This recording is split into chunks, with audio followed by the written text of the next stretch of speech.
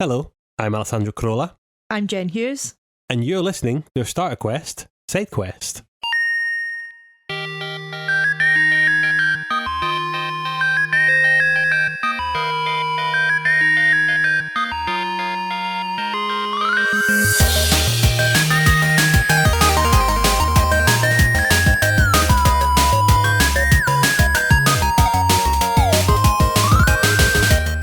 Hello listeners, you're listening to our very first bonus episode of the Starter Quest podcast, creatively titled The Side Quest. Yeah.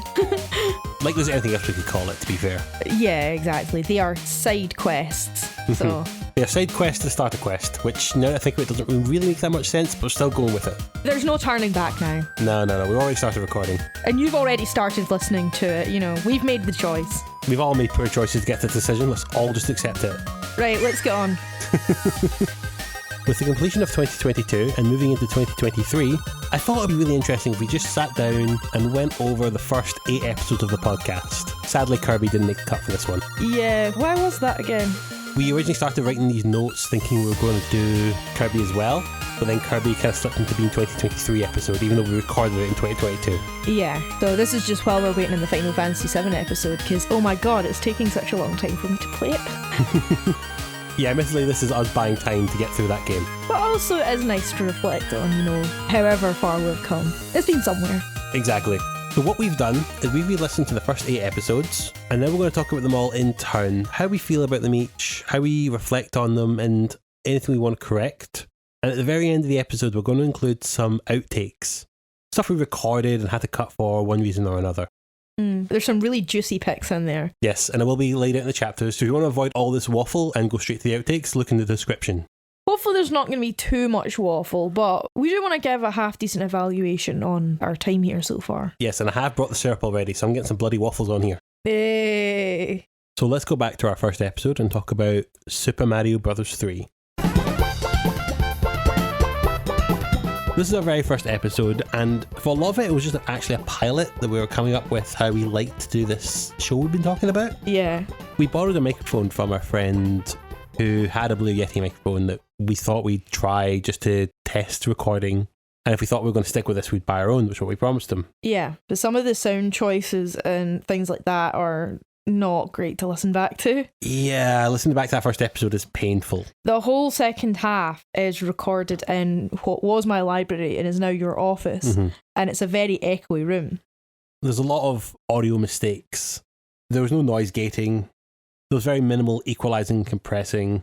We were first timers just trying to feel out our way of podcasting. Yeah, like no one's first episode is going to be like amazing.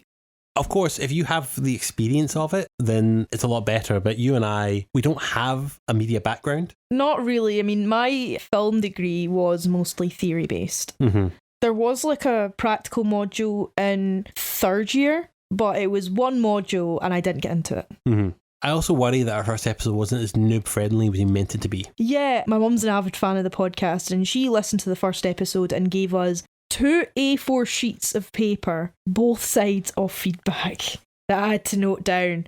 And it was rough hearing that.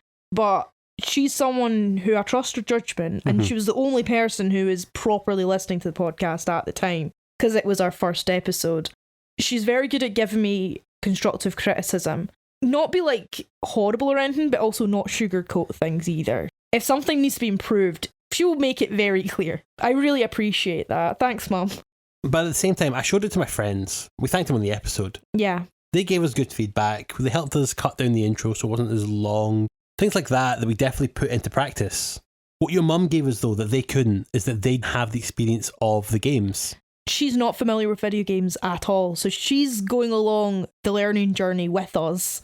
And she said, you haven't actually explained what a platformer is. Yeah, we were told that one after the first episode was out. And looking back, it is absolutely embarrassing that we forgot to include how the game was to play in our discussion. We've given better explanations of what platformers are since. Yes. And what I hope to do in each episode is just give like a little explanation as to what I've learned different genres of games are. So then people don't have to keep listening back and back and back as I go, oh, just listen to the Sonic episode. You'll get better explanation there. We want to allow people to not have to listen to every episode of the podcast. I hope that it's accessible, because this whole podcast is basically like anime homework, as I like to call it, where the Marvel movies and everything have got this problem where you feel you need to, like, to understand the thing you're watching right now, you've got to watch this TV show and these 500 movies and read this comic or whatever the fuck. And I'm sitting thinking to myself, no, I don't have time in my life for this. I'm not doing this anime homework. That's what I call it.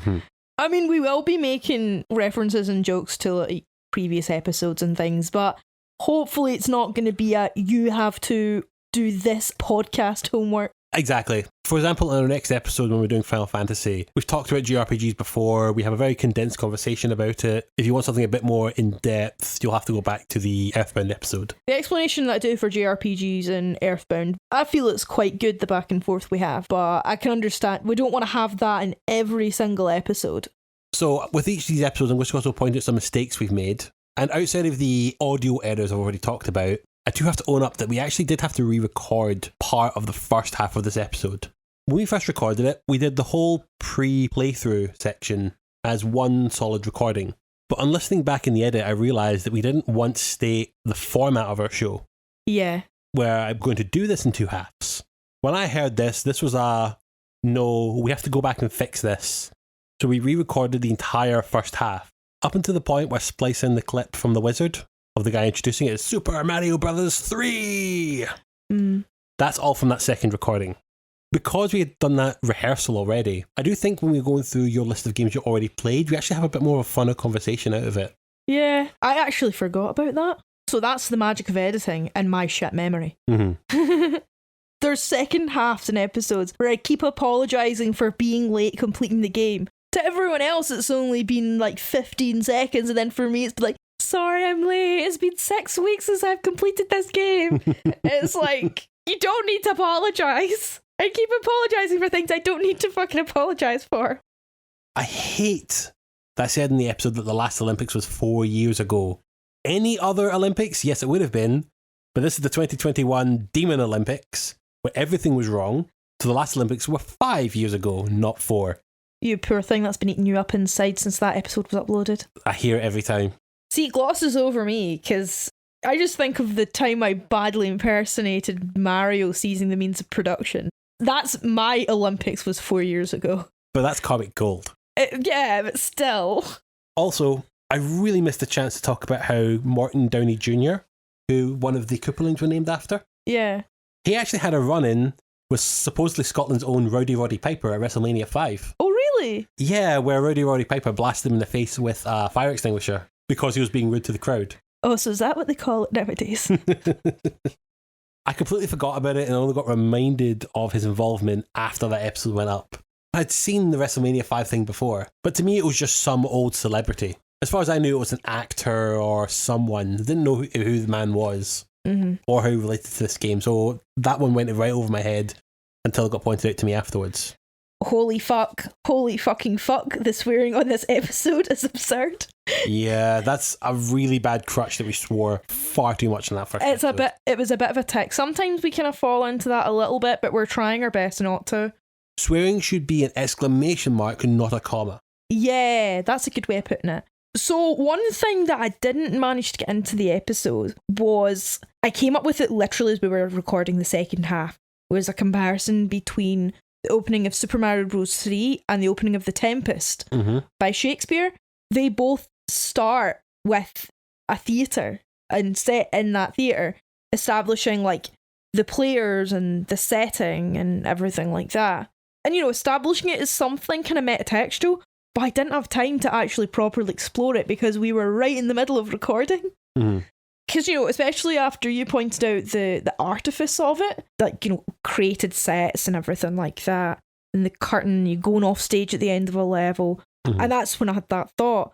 I've not had time to actually develop this argument properly, but it is, throughout the episode, I do describe Super Mario Bros. 3 as this, like, epic hero's journeys. You're defeating people in order to save the princess.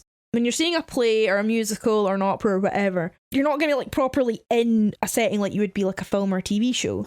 It's sets. You can see it's a set. But when you're immersed in the story, you kind of see past it. You're able to suspend your disbelief if it's a good show and the artifice is done well. I guess it's kind of like that. Is that kind of feeling that I get from Super Mario Bros. Now? Right, I also want to add for context that Sandra's going to be adding an outtake where I mix up Beethoven and Mozart. I was deeply ashamed. I studied music in high school. It was my identity. And the idea of getting Beethoven and Mozart mixed up in my head makes me cringe to my core. I begged Sandro not to put it in. But for sake of transparency for our audience, I have allowed him to include it in the outtakes thing. So on to our second episode, The Secret of Monkey Island. I am still proud in the decision to make this our second episode. Yeah.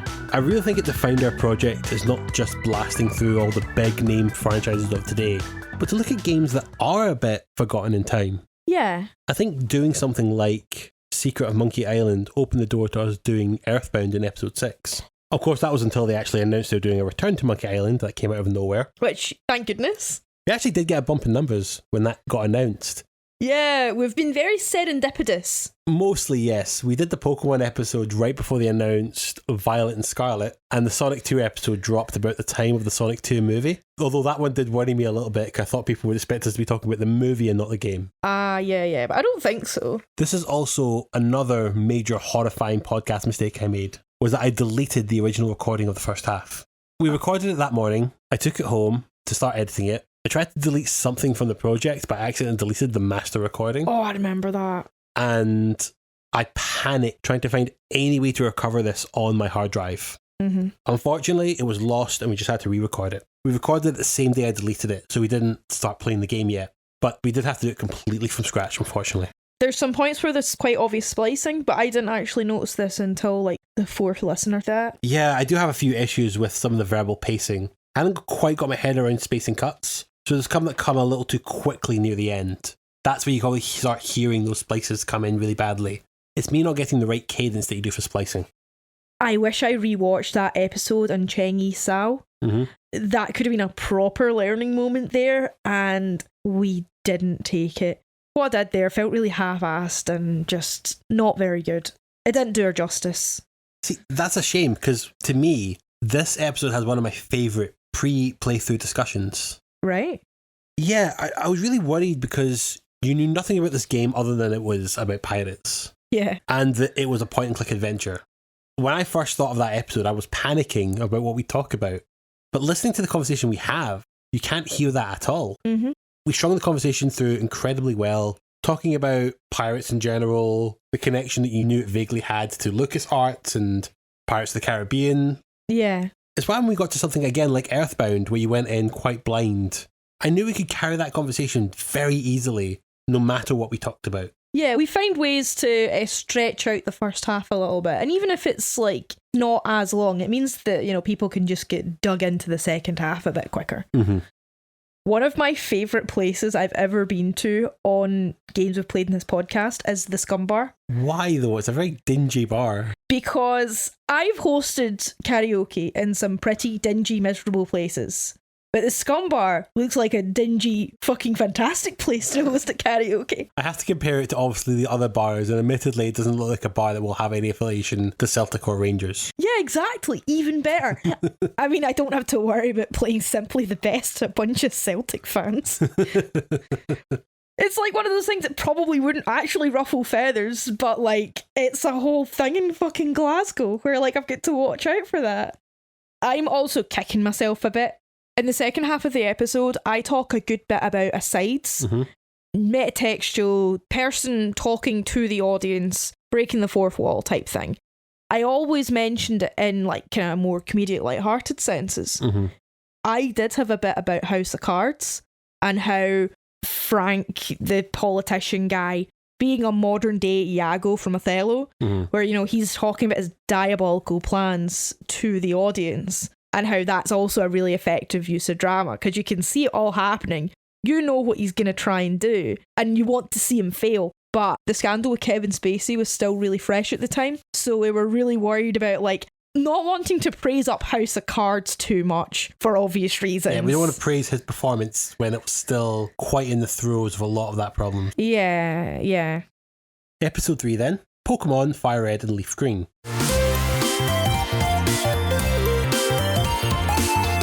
God, the audio on that first half is garbage. It's so blown out and it's so poorly done. Interestingly, we actually recorded that first half before we did the second half of the Secret on Monkey Island episode. Oh, yes, so we did. So I kind of had that Pokemon episode as a way to hear how it sounded and fix how the Secret Monkey Island episode sounded. Right. But the microphone was just set up really poorly. I still didn't quite understand how to set up a podcasting mic. Mark taught me a lot. Yeah, thanks, Mark. That's another thing about the Secret Monkey Island episode. That was the very first time that Mark started helping out. That's why, again, we started getting into things like noise gating and compression, because Mark taught me about all that stuff. He kind of had that first episode and just went, Sandro, you need to fix so much of this stuff. Yeah, listen to that first half of the episode, how blown out the audio is. It's embarrassing. Absolutely embarrassing. Not anywhere near as embarrassing as listening to me not knowing that Pokemon is a portmanteau of pocket and monster. That was painful. We were not in the right place to record that episode. We did it a little under duress. Yeah. Which is why I sounded very, very tired. Mm-hmm. Coming into mistakes, I think the big one is that I just hate that I didn't finish my thought about Miyamoto. I just go, he had bad advice. I don't explain that. No, that's one bad idea he had in the whole planning of Pokemon. No, I thought you clarified that in the episode. No, I did it in the Earthbound episode. Oh, yeah. I still hate that I didn't entirely explain that he had plenty of help for the team. Yes, the thing about it shouldn't be an RPG is like the one bad idea he had, but that's counterbalancing of about 20 great ideas. The coughing Nigel Farage joke was something that we had a bit of a debate about. Yeah, we didn't know if we were going to put that one in. Which I'm actually glad we did, and I'm glad we didn't make it Trump. We could have taken an easy pot shot at Donald Trump, but I decided, no, that's a tedious cliche at this point, and it's going to age the episode. Taking a pot shot at Nigel Farage, however, has aged like a fine wine, considering what's going down with Brexit.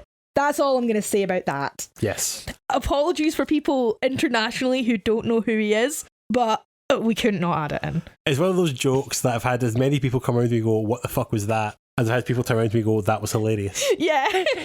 Yeah, there's a whole bunch of clicks in the episode, which I think is me, like, clicking my pen, stimming. I was really tired and I was struggling through the episode, so I was, like, fidgeting, and that's come across in the episode, so sorry about that, guys. Yeah, again, it's just my inexperience of editing. It was absolutely painful to listen to me hear the phrase, who names their Wayne? You actually did this for the very first time twice in the Secret Monkey Island episode. Yes, I did mention it that time, but this is when it became very apparent that, oh god, this is something that Jen keeps saying, and you pointed it out to me. I am going to so insert a supercut of them all right now. Who names their Wayne Steed? Who names their Wayne Pirate? Who names their child Leaf? Lost Elle. I mean, who names their Wayne that? Who names their Wayne Cream? Who names their Wayne Sonic? Who names their Wayne Doom Guy? Who names their Snake Yawn? Yeah. Oh, fucking hell. But for those who don't know, a Wayne is just a child. I don't know what it is about you judging names. I don't know why. It's just like, oh my god, who names their Wayne? Like, I don't know why. It's just like, why would you give your child this name? It's just something that I fall back into, and you punish me for it. You still punish me for it to this day. Yeah, I really am kicking myself that I didn't get you to say who names their planet Popstar. I know, that would have been quite funny. So, episode 4, Sonic the Hedgehog 2. Boy, has there been a lot to talk about Yuji Naka in the past 6 months. Oh, really? Yes, I don't think you've been following this, but very recently our boy Naka has been arrested for insider trading. What? I don't have the full story to hand, so I'm just going to be condensing here. The creator of Sonic has been involved with a massive insider trading scandal in the past few months of 2022. What does that mean? Essentially selling shares of Square Enix, which is a company he's currently involved with since leaving Sega. Mm-hmm. He got caught selling their shares before the announcement of them partnering with a mobile company that had an impact on their share price. Right, okay. You're not allowed to do that. You're not allowed to sell shares because you have information that, or the stock value is about to reduce. He's been caught doing it. As far as I know, he's currently awaiting trial. Mm-hmm. I'm not sure when we'll get posted about this, because he's not really going to come up that much in our podcast again, but yeah, that's a very interesting thing about Yuji Naka that's happened very recently. Oh my. Outside of that, though, that episode, I fucking hate the intro to that episode. It is a bit cringe, but it's supposed to be a bit cringe. I know, I just had this real worry at the time. Imagine this is someone's first episode of Starter Quest. But you can kind of tell that we're trying to be a little bit cringe. I don't think anyone believes that's how we actually introduce our episodes. I had that panic, especially because this is the very first time I started doing things like sharing it on Reddit and sharing it more on certain Twitter hashtags. I was really going further with the advertising of this one, and I just realised, like, oh god, they're going to start this episode and hear that intro, and I am going to slightly die inside. I think it's quite cute. I don't think that platformers are really my genre, but at the same time, I think it's important to keep them in. We're not going to be doing as many platformers for 2023. We've already done Kirby. Yeah. But we have got an episode coming up soon on Super Metroid, which builds off the platformer idea. Right. I think what we're going to find a lot going forward is platformers that build off the platforming idea. I want to do things like Crash Bandicoot and Banjo-Kazooie, but you're going to see how the platformer evolves from what you've already got. And I do like that the Kirby episode has gave you a good enough basis. Because neither Mario or Sonic seem to work well for you. No. One mistake I think you were going to mention was the whole Bill Clinton thing. Yeah, I have been doing a lot more research into this since that episode. And it turns out that it was true news. I wouldn't say true, but just that I can now justify it to an extent. Right.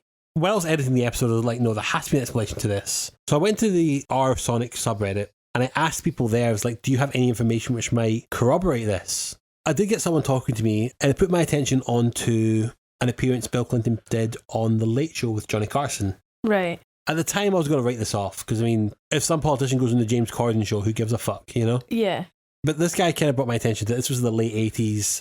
Linear television was a lot more of a bigger deal. So someone going on Carson had a much bigger impact on society. So you have this interview with Bill Clinton where he's just joking around, mocking a quite long-winded speech he gave at the Democratic convention that year, and him just goofing around to the point he was playing saxophone on stage. I understand where that image of a politician who's not acting like a politician absolutely feeds into this mascot who doesn't act like a mascot. I think I say something like, nah, this is some Democrat bootlicker making fake news who's a Bill Clinton fan. I might have sounded like some sort of like MAGA alt-right person. I was being ironic. Oh man, I really hope that people didn't take that and think, yeah, she's one of them. She's one of those people. I wouldn't like that very much. By the way, I hope that like our tone in shipping Sonic and Tails isn't like... I do genuinely ship Sonic and Tails. It wasn't a bit for the episode because, like, you know, the haha gays funny joke is kind of passé at this point. Speaking from experience, sometimes when you've got romantic feelings for someone of the same sex, it can manifest into really intense platonic feelings. But the intense I want to be your best friend feelings and infatuation, people who are like, oh, how could you do such a thing? Like, they may feel like a bit weird about that. So, I mean, intense I want to be your best friend feelings and infatuation isn't the same thing. You can have one without the other, but like, can't help but, you know, put two and two together with Sonic and Tails. How could you not when we were playing that love song? I think it was the love song that really sealed the deal, and it's made it canon for me. Because I could have written it off otherwise, but nah, that sealed the deal, that love song. That really, actually very beautiful love song. Also, my instant reaction to people shipping Sonic and Robotnik, the visceral no that came out of my gullet. I can't help but find that funny. I hope it didn't seem too gatekeepy, but it's a complete antithesis to what the text is. Why though? Why can't Dr. Robotnik secretly want to fuck Sonic? See, like, the enemies to lovers trope is, like, really common, especially in fanfic. As far as I know, like, people shipping protagonists and antagonists. But for me, I guess it's just Dr. Robotnik is fucking up Sonic's hometown and everything that he knows and loves. Yeah, because he wants to get close to Sonic so he can lay his eggs in him. Oh, fuck! Right, we're not going there. We're going to agree to disagree on that one. But I just hope it didn't seem like too gatekeepy or anything. I mean, you know, whatever floats your boat, I suppose. I'm really proud of the textual analysis I did here. I do like having the moments where I can like put on my intellectual glasses and mustache to like, twirl away and go, yes, this is what this represents, yes. I love doing that, and I think it's come out quite well on the Sonic episode. Mm-hmm. Also, that last monologue. You're talking about the start being like cringe. Oh, for Doom. Yeah, but it's one of those things that it's like, it's supposed to be funny and stupid. I had that idea to do that way back with the Secret Monkey Island episode. I thought, how can I make these endings more fun? And I just had this idea of doing it like a wrestling promo, especially because it's going to be our very first mature game. Oh, it was a wrestling promo. I also thought just doing it in my most Scottish brawl that I could. I loved it, but I'll admit it is one of the things I do listen back to because I just love how it came out. Yeah, no, it's cute, don't get me wrong. It was just like, you were saying at the start of the episode, like, even though like we are kind of doing the whole like ironic 90s yo-yo type thing, then rounding it off with a 90s style wrestling promo actually does work quite well. It makes sense. It is a deliberate artistic choice. Fuck you. Speaking of, let's move on to the 5th episode with Doom. I cannot explain why this is our most successful episode of the podcast so far. The Samsung algorithm gods have favoured us, apparently. Yeah, I think our next biggest episode is Pokémon that has about 300 downloads. So far, yeah. And then you compare it to Doom, which has got 1,200. It was a very strange thing that the algorithm just went, let's boost that one and put it in everyone's Samsung podcast recommendations. Yeah, that's pretty good. I was very pleased with that, just like looking at the little Podbean pie chart, and like most of it is the Samsung one, having that for like months pretty much. It ruins one of my ways that I measure our success of the podcast. I want to have more downloads than we got the month before every time. The August one throws everything out.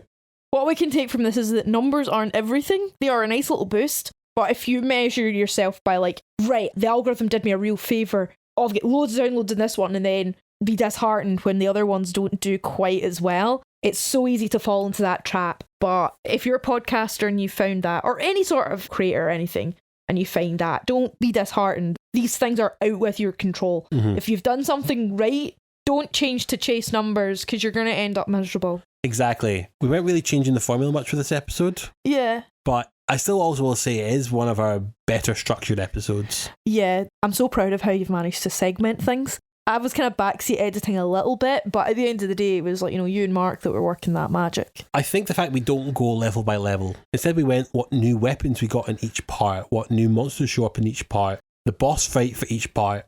It creates a better structure where you get a much better idea as to how you felt about everything in Doom. But then with Doom, there was also like not huge amounts that stood out in each level because a lot of the gameplay was the same, with a few minor alterations that weren't really worth mentioning.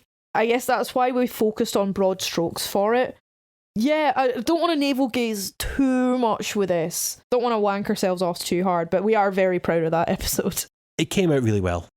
Some of our timing is so satisfying though. Like the little editing things that you do where, like for example in the Doom episode, at the guitar riff and coming up to the first boss fight, I impersonate it. Nee, nee, nee, nee, nee. And then you edit in and it's like straight after. It's like the music leading up to the riff was playing underneath me. It's like little moments like that which is so satisfying. I do love doing things like that. I've done it again in another episode and I couldn't tell you which one off the top of my head, where you try to impersonate it but you got it wrong and then I put the right version underneath you. Yeah, there's very few times that you can get like, lined up with me, like anything pretty much. Any meme that I impersonate, you can't line it up because I always say it wrong. True. I did have to break your version of the Taka song in the first episode to make that match the song. Yeah, you did. That's not to say there's no mistakes in this episode though. Big one off the bat. I did say that Doom coined the term deathmatch. In terms of the word itself, that existed long before Doom did. Just from a quick amount of research when I was writing these notes, I found a game from 1942 between Polish football players and Nazi soldiers that was called The Deathmatch. Really? Yes. Wow. In terms of gaming, it's also a bit debatable. There was a really poor fighting game from around the same time called World Heroes 2. This fighting game could either be played in normal mode, where you just try to knock each other out, or in deathmatch mode, where you try to kill each other. Right. So they use that term as well. In regards to it meaning the first-person shooter free-for-all mode that we kind of use it as today, that 100% came from Doom. Yeah, like Doom popularised the term, but they didn't coin it. Mm-hmm. Right, gotcha. Also, I said that the Bill Gates thing was an advert that referenced Doom. No, it bloody was not an advert. It was a promotion for a business event. In the middle of the episode, you brought that up, and I was just half remembering, oh yeah, there was that advert. Didn't quite remember where it came from. I mean, you could understand, considering that the wizard segment in the Super Mario Bros. Episode sounds like it's from a gaming conference, but it's from a movie. So you can understand why, these kind of mistakes can be made. Mm-hmm. But I also want to take a moment to say that in my analysis of religion, the afterlife in Doom, I mentioned that religion is kind of used as a form of like policing people to make sure that like, hey, if you kill your neighbour, then you're going to burn in this horrible fire for all eternity. I kind of suggested / said that idea came before like actual policing and law enforcement, which I don't stand by. I don't think it's true. A direct action against someone doing a bad thing would have come before the rhetorical, spiritual reasons as to why someone shouldn't do a bad thing. Yeah, that does make more sense, doesn't it? Yeah. I mean, it's a debate that people could have, but it was maybe a bit silly of me at the time kind of framing it as this definitely did happen, even though I've got no basis to say that. Okay, Earthbound episode now. I'm quite happy with this episode. Our format here is quite solid. We have a good conversation about a game where you knew very little going in outside of the main characters. Yeah, it's just one of those conversations where I find that our structure allows you to talk even when you know nothing. Yeah, which helps. We've got a good way of building these episodes now. I don't have any worries about us doing episodes about games you have very little knowledge on. But I'm also very happy that we are covering episodes like this. I love covering cult classics. They're games that not everyone has a massive history with. And I don't just want to play the top 100 games ever made. I want to play these games that had an impact in the gaming scene that even most gamers aren't aware exists. Yeah, so it's a learning experience for everyone. Absolutely. I said it in the episode, but I just want to state again, this is one of my favourite games of all time. You need to play it. If you've got access to Nintendo Switch, you have access to Earthbound. Go play it. Or you should go listen to that episode and go find out why you should go play it in even greater detail. Yes, that too. Genuinely happy for the dungeon man, the power of science helping him change his body. I do worry that kind of came across as being like a bit patronising. I hope it didn't, but like I genuinely was happy for Dungeon Man for being able to be his true self. Genuinely was.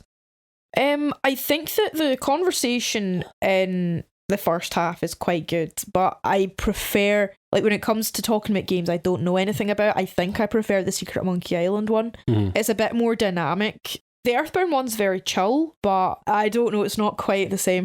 I did have more questions to ask you as kind of fallbacks for that, but at this stage, if we get an hour's recording in the first half, I'm usually quite confident that we'll have plenty that I can cut down into making an intro. Yeah. So I didn't press any further than that. Which I'm not sure if so you've got more to work with, might not be bad shout, just exhausting all options. I know it's more for you to edit, but I think that might be worthwhile. I don't know if there was quite as much to work with the Earthbound episode as there was with the Secret Monkey Island one. Hey, I'm just coming back to record this after the initial recording. In the Earthbound episode, we make a who names their Wayne type joke because one of the main characters is called Pooh. It was a bit insensitive of us. In the West, it means something, but it is actually a name. I think we're being a bit insensitive making fun of that, so I just want to take the time here to apologise for that. Admittedly, you didn't make that joke directly. I pushed you into it. Yeah. Just for the comedy of you having to be forced to do a who names their Wayne joke. Yeah. Yeah, I definitely think we've played into the joke a little bit too hard, but we do recognise it is a real name. Thanks for understanding. Right, now on to Street Fighter 2 versus Mortal Kombat. I massively regret doing this as a 2-game versus thing. Why? When we were planning the episode, we'd have very little to talk about each game because I thought all we could really do was talk about the playthrough.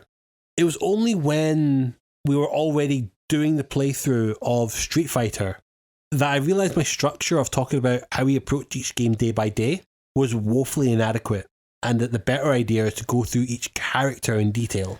Which I like that structure better, actually. Great structure, but once I had that structure, I realised I could have done a single episode about Street Fighter 2. Or a single episode about Mortal Kombat. Yeah, and we could have broke them up. I had the thought of doing it later, but the problem is we'd already done the Earthbound outro where we said we were doing this, and our first half of the episode is broken up in a way where it wouldn't make sense if we removed one of the games. Actually, I quite like the fact that we did a double bill, because with the analysis I went through, I wouldn't have had as much to say, or my analysis would have been exactly the same, and having that for 2 episodes in a row it's a bit rubbish. I know, but it came out far too long. Yeah, the episode probably is a bit long, but then it was our first shot at a double bill episode. We thought it was a good idea at the time, and actually I think it still works as a double bill. If I could get the length shorter, I would be okay with it. But then, like, I had quite a bit to say, like, you know, compare and contrast and stuff like that. It was nice in that regard, I'll give it that. And I think that if you're analysing 2 video games side by side, then Street Fighter 2 and Mortal Kombat are a good shout. Mm-hmm. I do quite like to get my teeth into some textual analysis, and I don't know if they would have had quite enough on their own. But who knows? We've done it now, and we probably won't be doing a double bill for a very long time, if ever. I have plans for future double bill, even triple bill episodes, but I'm being very careful of when I do them now. Yeah. It was a bit of a slog to get through.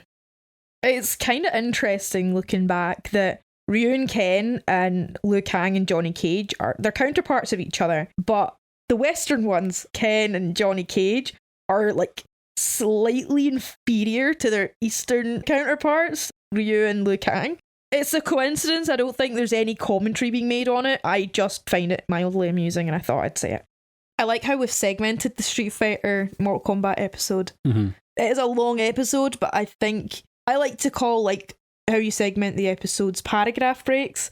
So like for each point there's like, you know, a little bit of a breather, or there's like something to like a little audio bullet point type thing. So like whenever we're talking about the characters in Street Fighter, for example, we've got their themes, and for like the levels and everything in Mortal Kombat we play like the levels, and then Goro gets his theme music because sweet lord, Goro's very intimidating and has his own very intimidating music that's definitely worth showcasing. The also problem with doing a longer episode is that I left myself open to a lot of mistakes. First off, in the intro I kind of make a comparison to Two Dots being like Puyo Puyo and said that they had a Kirby Puyo Puyo game called Kirby's Adventure. No, it's not. It's called Kirby's Avalanche. I also feel bad for not explaining the full story of Yoko Shimomura. Right. She had a hard time getting her work in Street Fighter 2 recognised as being her work. Yeah. She was originally credited under a pseudonym and then was removed from the credits from later Street Fighter releases, despite her music still being in the game. That's terrible. Yeah, I didn't know the full story myself. I was just really going on this is the factual part of it. She made this music and it's really good. I didn't know that story until the H-Bomber Guy video. Yeah. Opened my eyes, I did a lot more research, looked in the papers that he was referencing, and I got a bit more of the idea that she had a hard time getting her recognition. That will not be forgotten whenever we cover future Capcom games. Yeah, absolutely. We had more to the Gorbachev joke. You know, like the, oh, Gorbachev, doing the Cossack dancing, but we decided against it because it's like, it's kind of gallows humour, but it's not our gallows. It wasn't meant as gallows humour. When you said that Zangief was in your F tier, I made a joke that Gorbachev was F tier, and that I definitely cut out. The man had just passed. That was a funny joke when he was alive. Now that he's dead, I was not going to stand by it. Yeah. Another thing I want to point out is that we had a go at Mortal Kombat for not fixing the pronunciation of Raiden. Mm-hmm.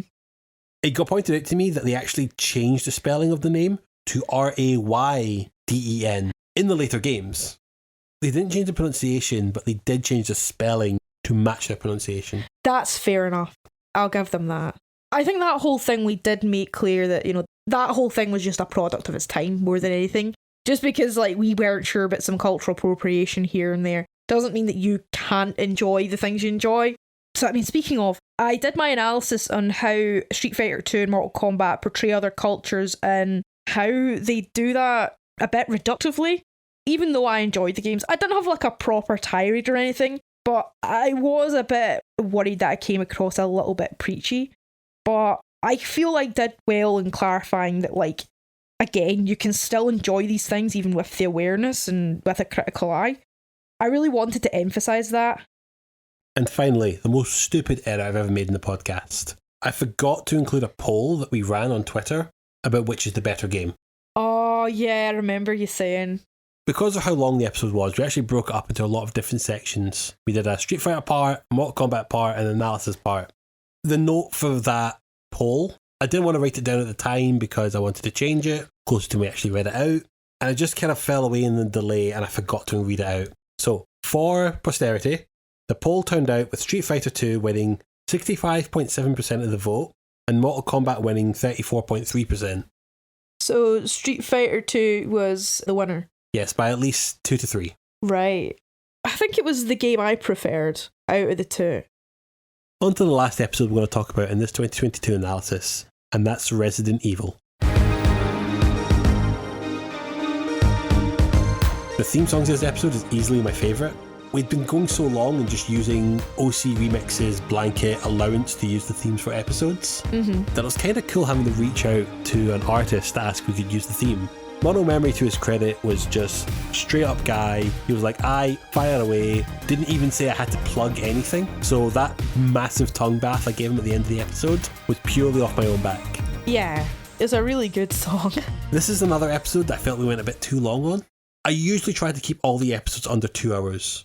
I think 2 hours is a very fair time for us to have these long form discussions.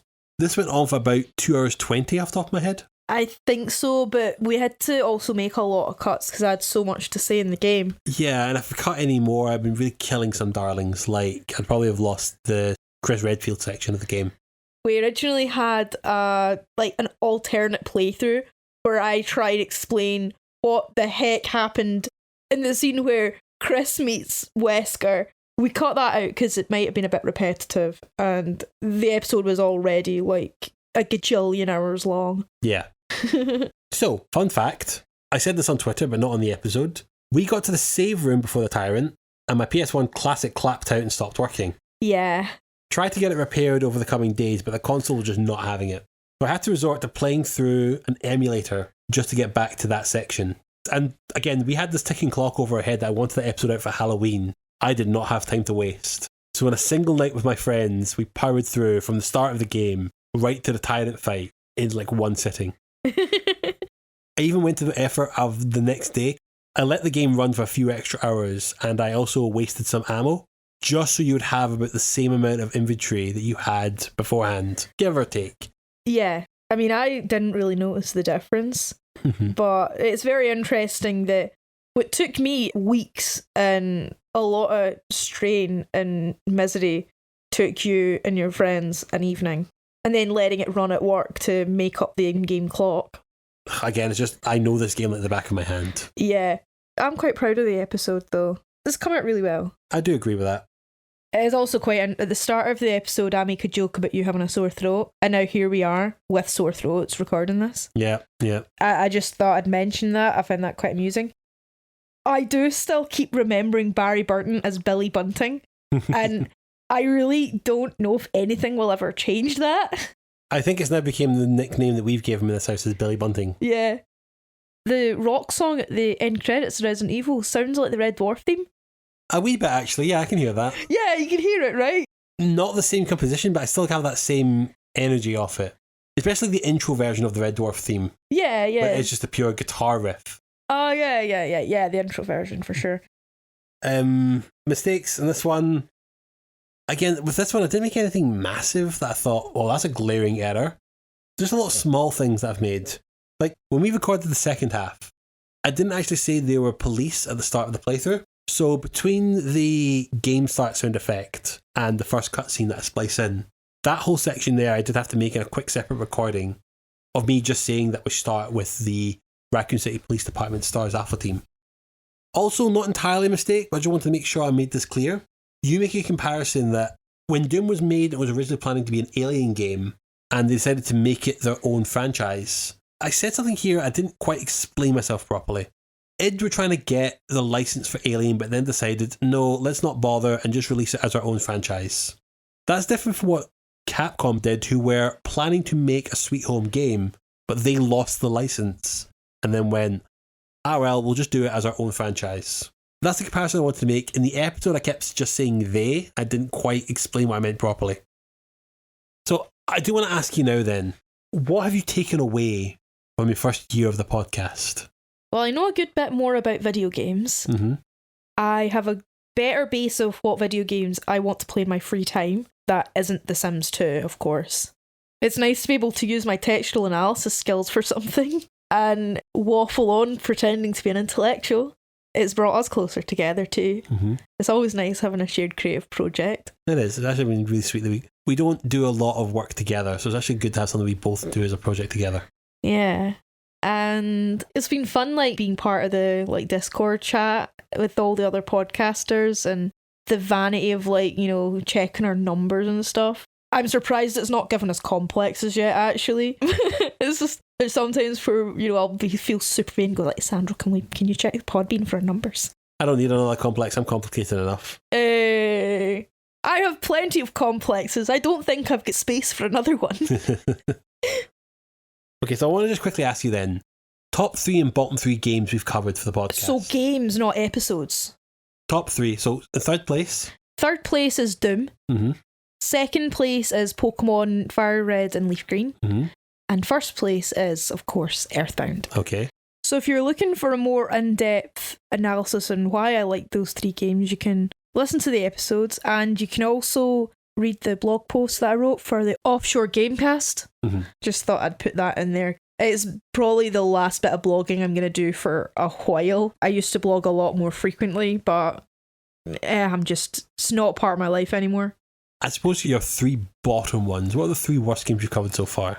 See, the thing is that, like, my bottom 3 is only ranked by my experience, as opposed to, like, oh, these games are bad, because we've not played a bad game in the podcast. Not really, no. So it's just purely your experience, what you liked. It's just my personal experience. So number 3 is Mortal Kombat. Mm-hmm. Out of the 2 fighting games we covered in episode 7, it was the one I liked the least. That seems fair, yeah. The characters are not all that diverse and not particularly likeable. Mm-hmm. The fighting style's, like, okay, it's quite satisfying, but not enough for it to earn a place particularly high in the list. After that, I'm afraid it's going to have to be Super Mario Bros. 3, just because I had a really horrible time with the platforming. It was too slippy, and there were some really, really infuriating parts. There's plenty to praise about it, but I did give it its justice, as it did with Mortal Kombat. It was just a real struggle for me to play through. There were points where I resorted to drink. The least favourite game that we've covered in the podcast so far is Sonic the Hedgehog 2. I really, really struggled with it. I probably actually like Sonic and Tails better than I like Mario. I liked the gameplay and the platforming a lot less. It is the closest we've came to you quitting a game is Sonic 2. Yeah. I wanted to keep playing Super Mario Bros. Because I was determined to get to the end of my first game in the podcast. But Sonic the Hedgehog, I was really close to just calling it quits. Again, I was determined to give it a good chance, because if I don't complete it, it could end up getting good at some point. But as a casual gamer, I really struggled with it.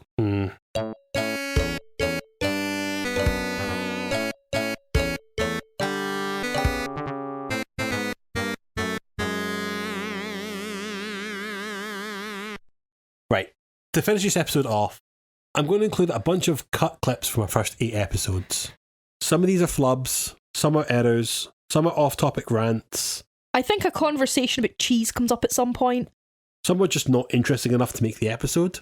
Yeah, things that might have killed the pacing, or a bit too much of a tangent to keep in. Yeah, exactly. Now, you as a listener might be thinking to yourself, why bother making any cuts at all? To that, I'd argue that any project is much better when you purposely try to remove a small percentage from the final work. And see how well you can condense the rest of it. Yeah, usually I try to, with that time cap of 2 hours, it definitely pushes me to go, what am I leaving in here? Is it interesting? Does the joke work without this bit here or that bit there? Mm-hmm. We are also aware that we live in a society where people's attention spans are kind of limited. And I'm saying this as someone who is part of that. So we don't want to end up boring people with, like, stuff that's, like, doesn't need to be there. Exactly. We don't want to waste people's time. Yeah. Unless it's this episode where we're happy to waste your time. Yeah, I mean, you're like, 45 or so minutes deep, depending on how well Sandro snips this. This was your choice. So without further ado, here are the choice cuts from our first 8 episodes, broken up by a great Mario impersonator I found on Fiverr. Super Super Mario Brothers 3. I'll be analysing each game that we cover as I would a classical text in my degree, because might as well use my skills, right? As well as how the controllers feel, like how accessible they are, and how they resonated with me personally. Classical texts? Is that fair to compare these old games to the classics? I think it's a totally fair thing to do. Video games are art just as much as, you know, these books or films are. All art is informed by that's gone before, whether the artists want to continue traditions and pay tribute to the classics, or whether they want to challenge it. Okay, I can make sense of that, yeah. And you do get modern classics. You do, you absolutely do. I've also watched an ungodly amount of YouTube, and I feel that a lot of video game reviewers follow the angry video game nerd school of thought, where you get angry at a game they think is bad, as opposed to looking at it from a more, for lack of a better term, nuanced perspective. Don't get me wrong, I really like these reviews. Yeah, it's catharsis. It's watching someone be mad at a bad video game is absolutely cathartic. People getting mad over things is just a whole genre of YouTube that I live for. Yeah, but that's not what this is going to be, is it? Oh no, absolutely. No. I want to do something different. One key thing I've learned in my degree is the skill of critical reading. This is being able to read a text or watch a film and talk about what makes it tick, the historical context, the authorial context and possible intent, or not if you're taking a Bart's Death of the Author theme. Even if you disagree with every creative decision made, you can still see its value and why it's endured. My least favourite book, for example, that I studied was Robinson Crusoe by Daniel Defoe. I'm glad you got your hate of Robinson Crusoe in early on this podcast. It's a rant for another day, but I despise Robinson Crusoe. I despise him as a character. But I could see at the time that him being able to survive and thrive on a desert island would be aspirational for people at the time, to be able to make something really good out of a terrible situation. Without early novels like Defoe's, you wouldn't have the style of books we'd have today. Okay, then I have to ask, why do this as a podcast then, as opposed to some other format? What attracts you to podcasting? I've listened to stuff like the Jar Media podcast and the Warrens, you know, Frederick Knudsen and Jabroni Mike's podcast, and the Duncan Trussell Family Hour. That's the one that the Midnight Gospel's based on, isn't it? Yes. Oh, it's such a good show. That's another podcast episode. And they seem to be having like a lot of fun. It just feels like you're sitting in a conversation with someone, you know? I think that would be a lot of fun too. I'm also a huge fan of the It's Raw podcast. It's a Kitchen Nightmares podcast with the Podcrabs people. Yes, Podcrabs, which I have to be honest going into this, that were quite inspired by the Podcrabs podcast Cinema Swirl, who do something like this, but with movies, where someone goes in having not watched a lot of movies growing up. I love that podcast because it's fascinating to see how these classics of cinema hold up to fresh eyes. And I want to capture that for this podcast and see how these classics of gaming hold up to Jen's eyes and what you think of them. Ludwig von Cooper, obviously named after Ludwig von Beethoven. Yes. Challenge to you, Jen. Can you name a Beethoven composition? There's the one that's Licht mein Arsch or something like that. That's no. That is it. Yeah, look it up. Look it up. Honestly, I would not look it the fuck up. He does the song which is called Licht mein Arsch or something like that. Apparently he was known for this kind of shit posting stuff. I know nothing. I think I've seen clips of the movie, but that's about it. But that's definitely a thing. I'm pretty sure it was there. Oh, it's Mozart! Fuck! I thought it was Beethoven! No, it's a Mozart one. Look at you pretending you know shit about classical music. Of course I googled this. Come on. No, I thought it was just It was Mozart, yeah, it was the film about Mozart. The Secret of Monkey Island. They're already doing a reboot of the Indiana Jones movie that's due out next year. Really? It's starring Tom Holland as young Indiana Jones and Mark Wahlberg as Indy himself. Oh, sorry, I'm mistaking this with the Uncharted movie. Sorry. You had me there for a minute. I mean, it's one of those things that I do have to sit down and go. It's like, yeah, we have Indiana Jones of games, we call it Uncharted. We have the Uncharted of movies, we call it Indiana Jones. I feel like uniting these two, I feel like uniting these two is unfair, but I did just kind of spend a good few minutes there talking about how much I loved an Indiana Jones game, but that's from the past. What I will say, right, is that hot take, we don't need any more James Bond movies, and yet they still happen. They keep putting him out, even though he's like from a bygone era. But Jen, how else will we advertise our new Sony Ericsson phones? Are Sony Ericsson still a thing? I actually have no idea.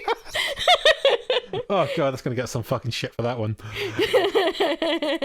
So many cynical reboots of old things that we don't need anymore.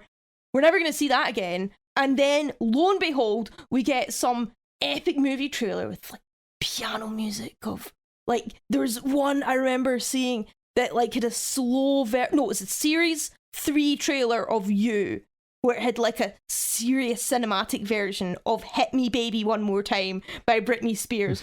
What the fuck was that? Okay, we are so getting off subject here. We're so getting off the subject, and I feel this is probably a podcast episode in itself. Yes, that's the first time you ever properly cheesed a puzzle. Yes. Cheese. What's your favourite cheese, Sandra? Galbanino. What's that? Is this Italian cheese that me and my brother have a standing promise to anyone in my family if they're ever going to Italy to bring us back a block of Galbanino, because it's so fucking good. What does it taste like? It's like a giant tube of Baby Bell cheese. So nice and mild then. Yes. I like mature cheddar. I'm also a fan of like brie and goat's cheese, and I like my stronger cheese, not huge on my older ones. They're a bit bland for my taste. I just thought I'd ask because we were talking about cheesing the whole time. That's good. I love stuff like that. Always ask me weird, obscure questions. Yeah, just completely derail the topic. Pokémon, FireRed and LeafGreen. I'm looking forward to this experience. I think the universe wants me to play Pokemon at this age, as opposed to when I was a child, when everyone else played it. Why? What's the universe telling you need to play it now? Other than the fact that it's for our podcast. It's for our podcast. It's passed me by until now, until we're doing this podcast. So clearly I am in the right place at this point in time. So what you're saying is, I am the universe. Don't,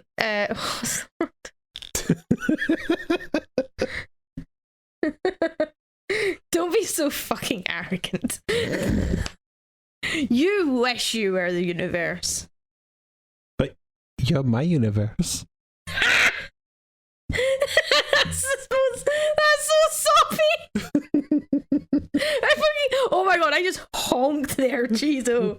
Yeah, that's going in the episode. No, don't put that in the episode.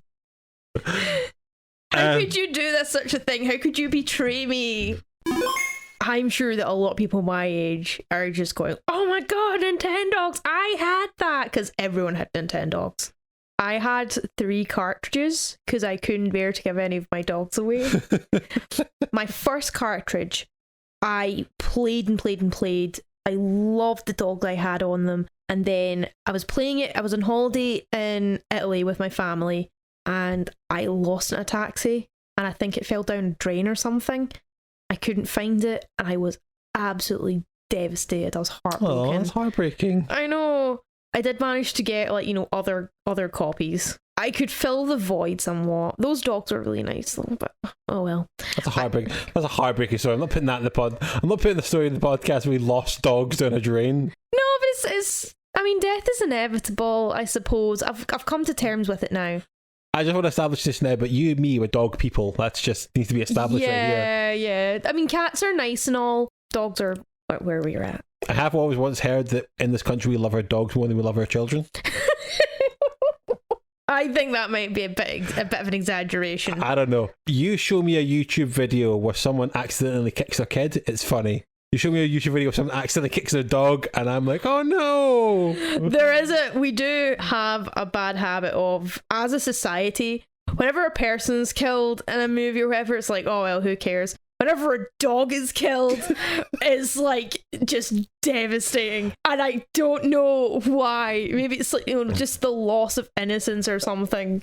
I don't know if you'll remember this, but did you watch me when I was playing Left 4 Dead 2? No.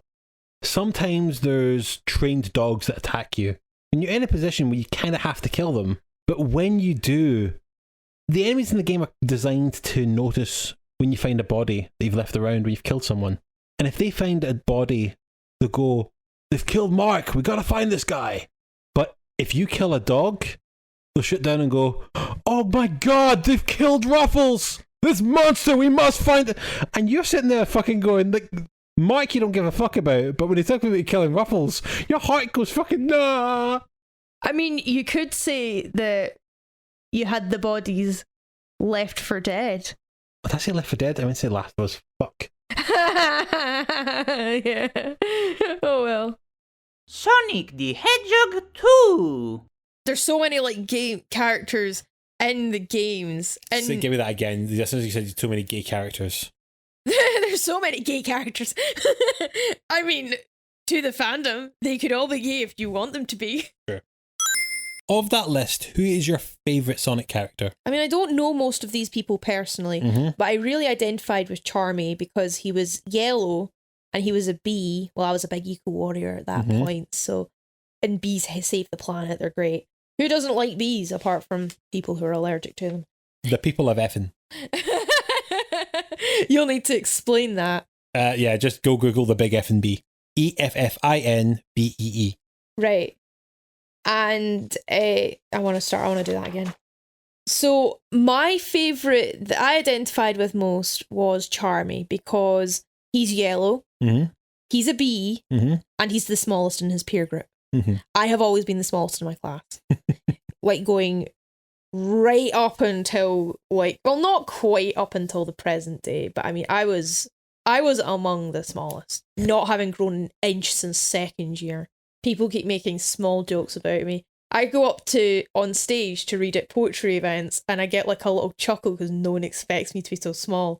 It's fucking infuriating. I can't help it. It's just funny every time I see you go on stage. Yeah, you just laugh at me all the time. Yeah, I can probably splice that together too. Yeah, we can splice that together.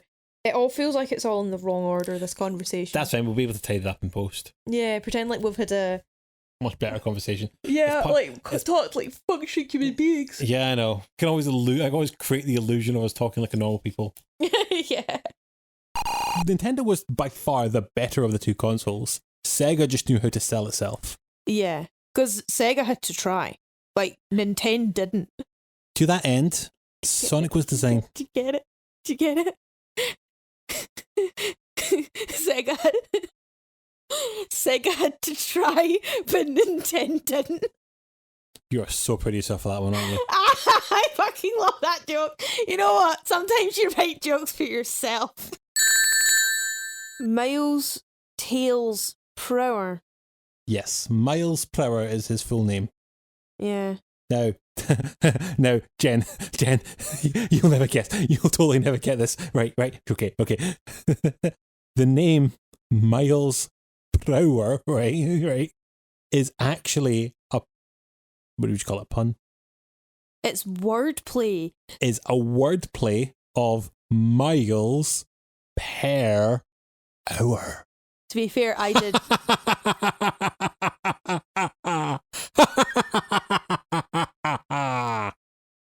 Are you quite finished there, pal? I'll be honest, I didn't actually get the joke until I had completed the game. How? I don't know. I just hadn't. It hadn't clicked. You know how sometimes it takes too long to get a joke, even though it's right in front of you? It is especially common with autistic people, is that we don't get the joke. How could you miss it? I don't know. I don't know. That is a failing on my part. There are lots of things I will say that aren't a failing on my part. My autism is not a failure. There's lots of great things about it. Me not being great at video games, not really my fault. Couldn't help it. It was my parents' fault. I'm kidding. I love you, Mum. Your inability to get a girlfriend is the fault of all women, obviously. Yes, absolutely. Fuck demos. I'm sorry. We have to cut this, I'm sorry. That's going in the fucking We can't put that in, I'm sorry. Well, because fuck demos. Just the whole thing. We'll have to do this properly, right? Yeah. Doom! And part of that game will be getting the whole backstory of the previous games. Ah, the ones that I didn't know existed until now. Yes. Right, fun. Well, we'll have all that to look forward to in a future episode, so make sure you subscribe to us and follow us on Twitter at StarTrequest. Oh, that's so harsh and I love it. I mean, pot, kettle, black, Yeah, I only tend to play one video game at a time. I have neglected my Animal Crossing village because of it. All my dreamies will be like, hey Jen, where were you? Why did you abandon us, Jen? Why have you left us to our ways? No. Okay. I think we should now get started with our subject of the episode.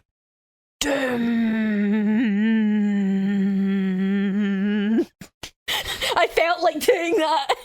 Right, give me a proper one. Right, okay. Doom. One more. Doom. Indeed, yes. All right, let's get started.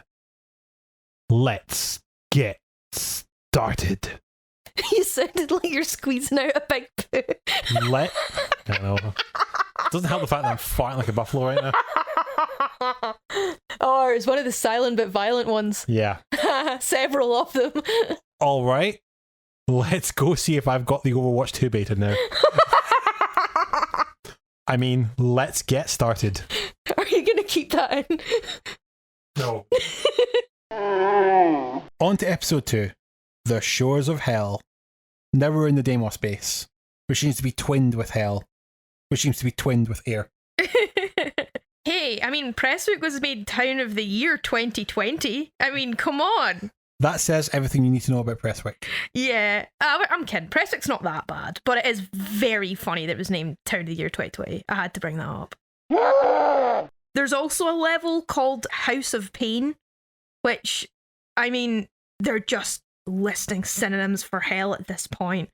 But I just thought, haha, our house isn't that bad. I mean, it's not the tidiest, but it's not like entrails for walls, weird eye things, and demons trying to kill us messy. Maybe after we've had a night out. After the house parties, when the eye demons come out. Yeah. When everyone else is asleep and the party's over. Here come the eyeball demons to start everything back up again. And that's why we no longer take acid at parties. Until next time, we'll be scoffing down a name snack of our choosing. As a goodbye from me, Alessandro. And me, Jen. You get this one, actually. Quest completed! Satanic. Quest completed. In your actual voice. You said satanic! Yeah, but satanic in your voice. Don't put gravel in it. Quest completed. You're trying to make me do satanic, Sandro.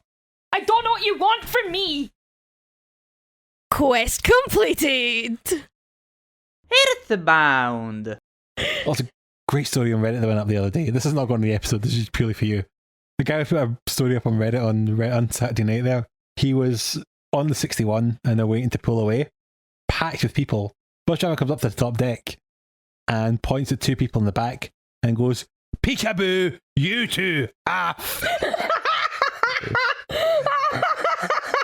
They have a big argument because they didn't pay properly. They only put in coppers 30 pence. So he got thrown off the bus.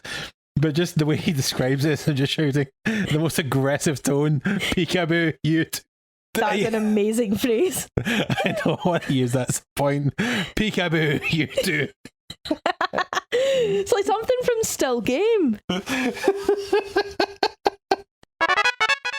Are you ready to get started with Mother? Yes. Sorry. Fuck. Are you ready to get started with Earthbound? Yes. Okay, let's get started. I'm ready to rip into a cold can of Mother. Are you ready to rip into a cold can of Mother? Hell yeah. Okay, let's get started. How many Freddos could you buy with $2 million?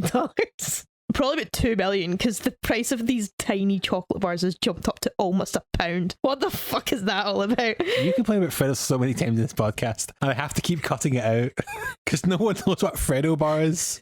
Yeah, that's very true. That's very true. Their entertainment for the night is a rock on a plinth. Indeed, there is. Oh, I have to tell the story. I'm not sure if I'll use this or not. We were bored one Saturday and we're going to go off some nautical historical building in Govan just for something to do. We end up seeing a sign that says Buzz Cuts Round Back sitting on the street. And we see a sign and go, what the fuck is Buzz Cuts? Thinking it may be like a hairdresser or something. Go round back, and in this little function hall, we get handed a brochure for what turned out to be an interactive art exhibit. Now, you know, we're young adults with a connection to the art scene. We didn't mean to come here, but it was fine to stumble across it. And we told them this. It's like, we saw the exhibits, so talked about how thoughtful they were. Some great little pieces we were involved in. And one of the women's like, oh, did you come last year? I was like, no, we just found this by accident because we got curious about that sign. And she goes, oh, you have to see this interesting exhibit that's upstairs in this room. We go into this room and it is just a bunch of people sitting around as a guy in the front sits bollock naked playing with hay. No, he's not. He's got nothing but a t-shirt on. Thank you. Yes, that's right. Yes. And a bunch of hay, and he changes poses every so often. And we're just sitting there like, what? And I was also thinking to myself, oh God, oh, get me out of here. Ugh. What I love about this is that silently me and Jen realised we can't just walk in and walk straight back out. We had to spend at least a few minutes considering this, so as not to make ourselves obvious in this very quiet room where everyone's just sitting observing this performance. I mean, what I'll say is, at least it was a person we were observing. Even if the person had an uncanny resemblance to someone I knew. Yeah, it was a bit like that. Except instead of a half-naked man, it was just a rock. You're basically waking up, playing as him in his final stage of moo training. Mm-hmm. Whatever that means. Poo's moo. What? You don't know what it means. Poo's moo. Poo, moo, poo, moo. Never mind. I do not know what you're talking about. You talk about moo training, whatever that means. It's Poo's moo. Because his name is Poo, and he's doing his moo. Poo's moo. Stop trying to make Poo's moo happen. It's never going to happen. Okay, right, moving on. Street Fighter 2 versus Mortal Kombat. I can name her mostly because of that Nicki Minaj song. Yeah, it's called Chun-Li. Yeah, it's called Chun-Li. And it's very good. It's one of her best, actually. I like the one that's about the wet-ass pussy. That's Cardi B, darling. That was... No. That's not her as well? You're going to sound really... It's a funny bit. Isn't there two people in the wet-ass pussy? Yeah, there's Cardi B and there's Megan Thee Stallion. Oh, fuck, that's what I'm thinking of. No. Nicki Minaj's does not work well with other women. Oh, that's one. I like the one that's about the anaconda that she stole from... Anaconda don't want... It's Baby Got Back. the one... Yeah. Right. I like the one anaconda that's got the line she stole from Baby Got Back. She sampled it, but yeah, usually the sampling is a lot more inventive than what she's done with an anaconda. Mm-hmm. What I'll say, anaconda walked, so WAP could run. Being the only female representation to this game, it's very clear they wanted to make sure that she was single, so all the boys could lust after. I think they wanted to make clear that she was single, so all the boys could lust after her. I think they wanted to make clear that she was single, so all the boys could lust after. Fuck off. I think they wanted to make clear she's single, so all the boys could lust after her. Men can't just enjoy something that looks cute and pretty without wanting to have sex with it. Of course not. You give a man anything that's compelling, fascinating, and female, and they're going to ask the question, how can I wank to this? Can I have sex with this? Including the alien including the mother alien, but that's another thing. No, I don't want to think about that. Yoga Flame. They are pretty much a boy band. That's the name they have for the 4 bosses you fight at the end of the game. Not gonna lie, it sounds like how you would describe Boys to Men. Wait, Boys to Men are the ones from Ross Burgers, right? No, they're like what's it? They're a kind of boy band from the 90s. You might be thinking of Boyzone. No, Boyzone are real too, but there's one of them involved burgers that are a fake one. No, Boys to Men are real. Okay, that's fine. Boys for now, that's what I'm thinking. Boys for now. Sonic Boom! They decided to fix this hole by creating a character who was their senpai. Senpai? Sensei. Who was their sensei. Senpai? Notice me, senpai. Bitch. Ooh.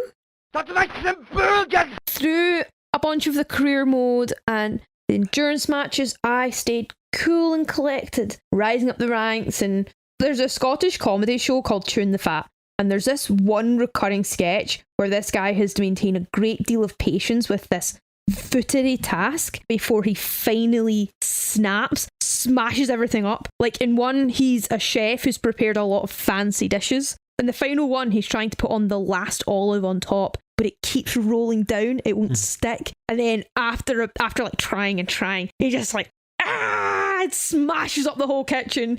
That's how I felt. That's how Goro made me. The endurance matches were those dishes. I was the chef, and Goro was that fucking olive. Tiger Uppercut! Quest completed. Yatta. Yatta! Bit more like Chung-Li. Yatta! Yatta! Bit longer on the ta. Yatta! Yatta! Yatta! Go a bit more up at the end. Yatta! Yatta! Up at the end. Yatta! I can't do it. I think one of these must work. One of them, do you think? Resident Evil. Another game I've started playing is The Sims 2. Mm-hmm. I am literally looking for any excuse to talk about this game, so I'm going to cut it off here. There's a lot to it. But if you want to hear me bore on about The Sims 2, I am a ball-head away for starting like some kind of YouTube channel or blog or something about it. Just so I can get it out of my system. If you just want to hear that, then, you know... Get therapy.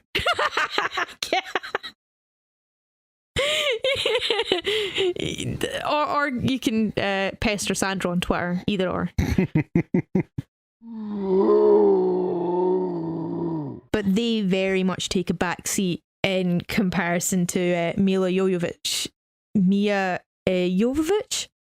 Can't remember. Yeah, she played Alice in Resident Evil. Mila Jovovich. I just... Jovovich. I don't remember how to pronounce it. Jovovich. Take a back seat to Mila Jovovich's character. Again? Take a back seat to Mila Jovovich's character. Again? Jovovich. Fuck, I'm so sorry. Again, just keep going until we get it right, don't worry. You've got as many times you can take. Take a back seat to Mila Jovovich's Again, go again, don't worry, it's fine. I do this all the time. Just you'll get through it. Say it slower if it's easy. The actual characters take a back seat to Mila Jovovich's character. Say it very slowly. So take the actual characters take a back seat to... The actual characters take a back seat to Mila Jovovich's character. Okay, now you only have to say Mila Jovovich's character, but say it slower. Mila Jovovich's... Mia Jovovich's character. Again. Mia Jovovich's... Oh, fucking hell. I know. You really want it to be a yo-yo, don't you? Yovo. Mia Jovovich's character. Again. Mia Jovovich's character. You've got too much laugh in there. Just one last time. Mia Jovovich's character. Perfect. Finally, I thought it was never going to end. I thought it was going to be forever saying her name. I don't know. I don't do well with horror. Don't worry. We'll play during the day, and I'll hold your hand as you play. Thanks, Sandro. Although your hands will be busy. That sounds so dirty. Get it? Yeah, I get it. I'm trying to rewrite it in my head so it's not a dirty joke. I'm trying to lead into what we're doing here. Yeah. As you go through the game, you'll learn that the helicopter is called Brad Vickers. Not the helicopter pilot, the helicopter. Fuck, okay. We'll go again. The the helicopter's called Brad. No, I'm not leaving that in. As we go through this game, we eventually learn that You're going mouth mush. Try again. As we're going through this game, we will learn that the helicopter pilot is named Brad Vickers. Not the helicopter itself. Stop going back to that joke. I'm trying to do this clean. Okay, right, no problem. As we go through this game, we learn that the helicopter is named Brad Vickers. Fuck you, bitch! It's DLC. It's going in DLC, isn't it? Fuck, there it is. Yeah, now it is. Okay. As we go through this game, we learn that the helicopter pilot is named Brad Vickers. Fuck you. No, just continue. As if I'm not there. And Albert Wesker as the guy who wears sunglasses in the middle of the night. Don't question it. I wear my sunglasses at night so I can. So you can what? No one knows the other lyrics to that song. Be a super cool and evil guy. I don't know. Like sharks. There's just sharks in there. Zombie shark. Zombie shark. Zombie shark. Zombie sharks. There's certain songs that I hear outside of playing the game that still send shivers down my spine, and I need you to turn it off. Like the snake theme.